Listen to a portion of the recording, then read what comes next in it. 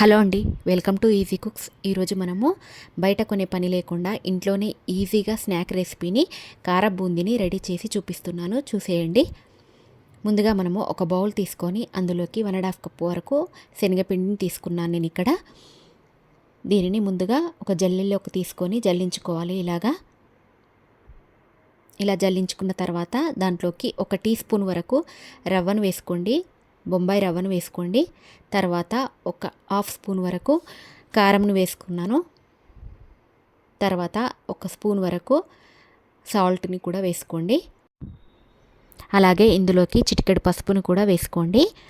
తర్వాత ఇది కలుపుకోవడానికి 1 కప్పు వరకు వాటర్ తీసుకొని ఇందులోకి కొద్దిగా వేసుకుంటూ ఇలాగా మంచిగా ఉండలు లేకుండా కలుపుకోవాలి.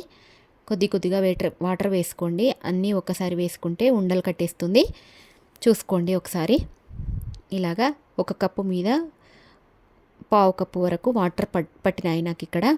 ఇలాగా గరిటెతో చూస్తే ఇలాగా జారుడుగా ఉంటే సరిపోతుంది.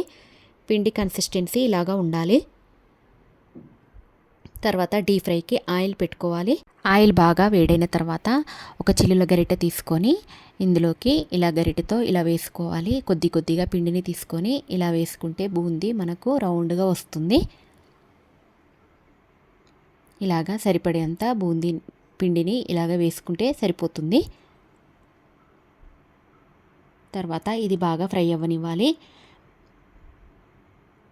ఇలాగా కొద్దిగా బ్రౌన్ కలర్ వచ్చిందంటే మనకు ఫ్రై అయిపోయినట్టే. కొద్దిగా సౌండ్ కూడా వస్తుంది మనము జల్లితో ఇలాగా అంటుంటే. అప్పుడు మనము ఒక బౌల్లోకి దీనిని అంతటిని బౌల్లోకి తీసుకుంటే సరిపోతుంది. ఇలా పిండిని అంతటిని కూడా మనం ఇలాగే బూందీని వేసుకుంటూ తీసుకోవాలి. ఇలాగా మొత్తం పిండిని కూడా వేసుకొని పక్కన పెట్టేసుకోవాలి. ఇక్కడ చూపిస్తున్నాను కదా వీడియోలో, అంత బూందీ కూడా ఇలాగే వస్తుంది. ఇలాగా మనము పిండిలో కారం ఉప్పు వేసాం కదా, బాగా టేస్టీగా కూడా ఉంటుంది. తర్వాత మనము ఇందులోకి 1 కప్పు వరకు అటుకులను కూడా వేసుకుందాము. ఇది ఆప్షనల్ అండి, పూర్తిగా మీకు ఇష్టం ఉంటే వేసుకోండి, లేదంటే స్కిప్ చేసినా పర్లేదు. ఇలాగా అటుకులను కూడా బాగా ఫ్రై అవ్వనివ్వాలి. ఫ్రై అయిన తర్వాత మళ్ళీ అదే బౌల్లోకి తీసేసుకోవాలి.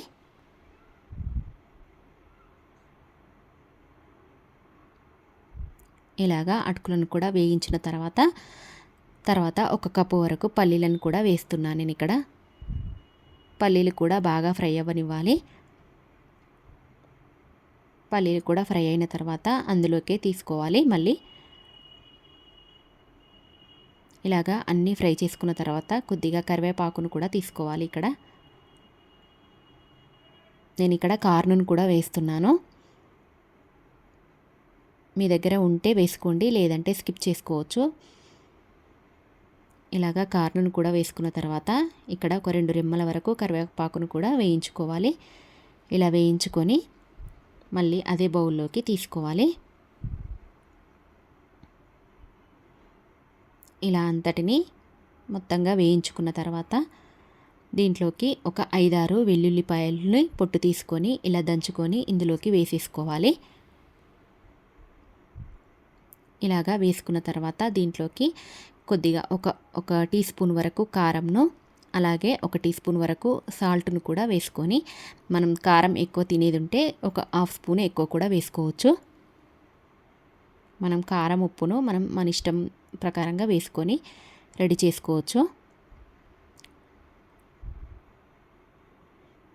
అంతే అండి, కారా బూందీ రెడీ అయిపోయినట్టే. ఎంతో రుచిగా ఎంతో టేస్టీగా కారా బూందీని మనం ఇంట్లోనే ఈజీగా సింపుల్గా రెడీ చేసుకొని ఒక డబ్బాలో స్టోర్ చేసుకొని పెట్టుకుంటే ఒక 1 వీక్ వరకు కూడా మనకు ఏ స్మెల్ రాకుండా మంచిగా ఉంటుంది. అంతే అండి, కారా బూందీ రెడీ అయిపోయినట్టే. అలాగే మా వీడియో కనుక నచ్చినట్టయితే లైక్ చేయండి, షేర్ చేయండి, సబ్స్క్రైబ్ చేసుకోండి, బెల్ ఐకాన్ని కూడా క్లిక్ చేయండి.